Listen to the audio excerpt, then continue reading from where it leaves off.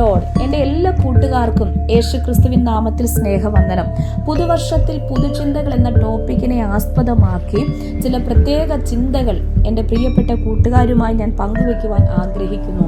Time and tide waits for nobody എന്ന് പറയുന്നത് ഒരിക്കൽ കൂടി ഓർമ്മിപ്പിച്ചുകൊണ്ട് ഓരോ വർഷങ്ങളും നമ്മോട് യാത്ര പറയുന്നു അല്ലേ. കഴിഞ്ഞ ഒരു വർഷത്തെ ജീവിതത്തെ വിലയിരുത്താനുള്ള സമയമാണിത്. ദൈവം നമുക്ക് ധാരാളം അവസരങ്ങൾ നമ്മുടെ മുമ്പിൽ തന്നു. എന്നാൽ അത് എത്രമാത്രം വിനിയോഗിച്ചു, അത് നന്നായി വിനിയോഗിച്ചു എന്ന് നാം ചിന്തിക്കേണ്ടി ഇരിക്കുന്നു. എന്നാൽ നമുക്ക് ലഭിക്കപ്പെടുന്ന ഓരോ സമയങ്ങളും ദിവസങ്ങളും ആഴ്ചകളും മാസങ്ങളും വർഷങ്ങളും എത്രമാത്രം നമുക്ക് പ്രയോജനപ്പെടുത്തുവാൻ കഴിയും എന്നതിനെക്കുറിച്ച് ചില പ്രത്യേക പോയിന്റുകളോടുകൂടി നിങ്ങളുമായിട്ട് പങ്കുവെക്കുവാൻ ഞാൻ ആഗ്രഹിക്കുകയാണ്. ഒന്നാമതായി, അവസരങ്ങളെ പ്രയോജനപ്പെടുത്തുക. നഷ്ടപ്പെട്ട അവസരം ഇനി ഒരിക്കലും ലഭിക്കില്ലെന്ന യാഥാർത്ഥ്യം മനസ്സിലാക്കുക. ഇനിയും ലഭിക്കുന്ന അവസരങ്ങൾ നന്നായി വിനിയോഗിക്കുമെന്ന് തീരുമാനിക്കുക.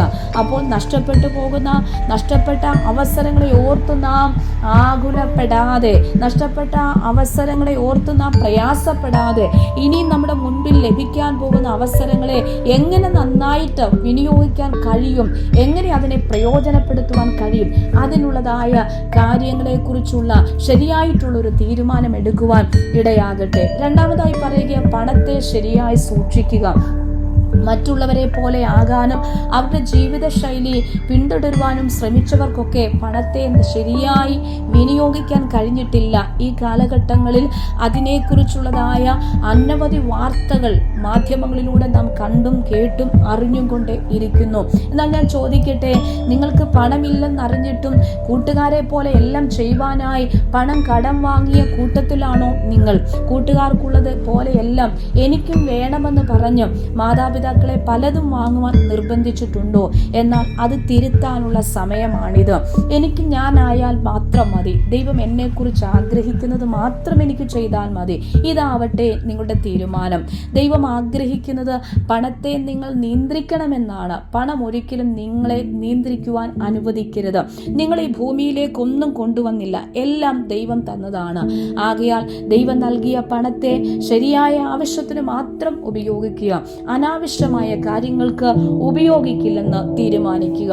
മൂന്നാമതായി പറയുന്നു, ആവശ്യത്തിൽ ഇരിക്കുന്നവരെ സഹായിക്കുക. ഒരുപക്ഷേ നിങ്ങൾ കരുതും, ഞാൻ ആർക്കും പ്രയോജനമില്ലാത്തവനാണ്, ഇല്ലാത്തവളാണെന്ന്. എന്നാൽ നിങ്ങളെ കാത്തിരിക്കുന്ന ധാരാളം ആളുകൾ നിങ്ങളുടെ ചുറ്റുപാടുമുണ്ട്. നിങ്ങളുടെ ദൈനംദിന യാത്രയിൽ നിങ്ങളുടെ സഹായം വേണ്ട മുതിർന്നവരുണ്ട്. അവരെ ബസ്സിൽ കയറാൻ സഹായിക്കുക. നിങ്ങളുടെ സീറ്റ് അവർക്കായി ഒഴിഞ്ഞു കൊടുക്കുക. നിങ്ങളുടെ വീട്ടിൽ യാതൊരു ഉപയോഗമില്ലാതെ വെച്ചിരിക്കുന്ന സാധനങ്ങളില്ലേ, അവ വളരെ അത്യാവശ്യമായി വേണ്ട ധാരാളം പേരുണ്ട്. അവരെ കണ്ടെത്തി അവർക്കത് നൽകുക. ഒരുപക്ഷെ നിങ്ങൾ ഒരു ചെറിയ സഹായം ചെയ്യാത്തത് കൊണ്ട് ഒരാളുടെ ജീവൻ നഷ്ടപ്പെട്ടേക്കാം. പിന്നീട് ദുഃഖിച്ചാലും ക്ഷമ പറഞ്ഞാലും ആ വ്യക്തിയുടെ ജീവൻ തിരിച്ചു കിട്ടില്ല. അതിനാൽ ആവശ്യത്തിൽ ഇരിക്കുന്നവരെ സഹായിക്കുമെന്ന് തീരുമാനിക്കുക. നിങ്ങളാൽ കഴിയുന്ന സഹായം മറ്റുള്ളവർക്ക് ചെയ്യുക.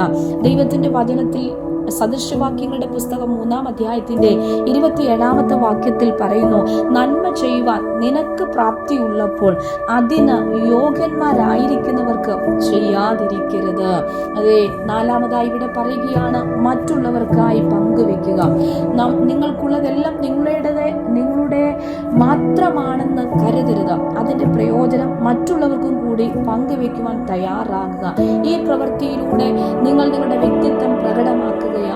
അതുപോലെ തന്നെ മറ്റുള്ളവരുടെ ബഹുമാനത്തിന് അർഹരാകുകയും ചെയ്യുകയാണ്. നമ്മുടെ സന്തോഷം മറ്റുള്ളവരുമായി പങ്കുവെച്ചാൽ അത് ഇരട്ടിയാകുന്നു. ദുഃഖങ്ങൾ പങ്കുവെച്ചാലോ അത് നേർപകുതിയാകുന്നു. ഒരുപക്ഷെ അത് അലിഞ്ഞില്ലാതെയും ആകുന്നു. ധാരാളം ഭക്ഷണം വേസ്റ്റാക്കി കളയുമ്പോൾ ഓർക്കുക, ഈ ലോകത്ത് പട്ടിണി മൂലം മരിക്കുന്ന ധാരാളം കുഞ്ഞുങ്ങളുണ്ട്. ഒരുപക്ഷെ നിങ്ങളുടെ പോക്കറ്റ് മണിയിൽ നിന്നും അല്പം സുഹൃത്തിന് കൊടുത്താൽ അവർക്ക് സ്കൂളിലേക്ക് ആവശ്യമായ ഒരു പഠനോപകരണം വാങ്ങുവാൻ കഴിയും. മറക്കരുത്, നിങ്ങളുടേത് മറ്റുള്ളവർക്കും കൂടി പങ്കുവെക്കുക.